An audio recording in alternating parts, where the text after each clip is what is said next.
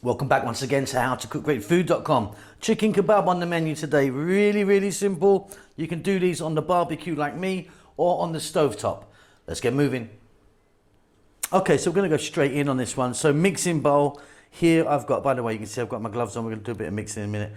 I've got some chicken breast, no skin, no bone, and I've tried to cut it nice and cubey, you know, like that. What we're going to do is we're going to add some vegetables. Zucchini or courgette, bell peppers, 3 different colors, onion. I'm using red, you could use brown or white if you want. And you can see I've tried to keep it all about the same sort of size. Garlic, chopped garlic. Let's get some salt in there. Let's get some black pepper in there.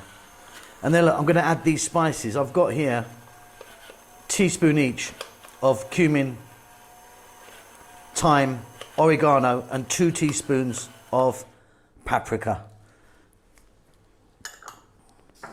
To that, we're going to add an equal amount of olive oil and lemon juice or lime juice. And then I'm going to go in with my hands and give this a nice little mix up. So we're going to put these onto some skewers. If you're using metal skewers, all good. If you're using bamboo or wood, what I suggest is you soak them in water for a couple of hours so they don't catch on fire. Now you can do these on your barbecue, which would be fantastic. You'll get a lovely flavor from that. Or you can do them on a dry skillet if you've got gas, and then show them to the flame to kind of burn them up. That's beautiful. Shrink wrap, plastic wrap or cling film, whatever you call that. Get that in the refrigerator at least a couple of hours overnight. Will be grand. Okay, so I left mine overnight. Going to get them onto some skewers now. I'm using metal ones. Like I said, if you're going to use bamboo or wood, soak them first in some water, like for an hour or something. Yeah, I'm just going to pop them on. So just going to go, you know, bit of veg chicken, like that.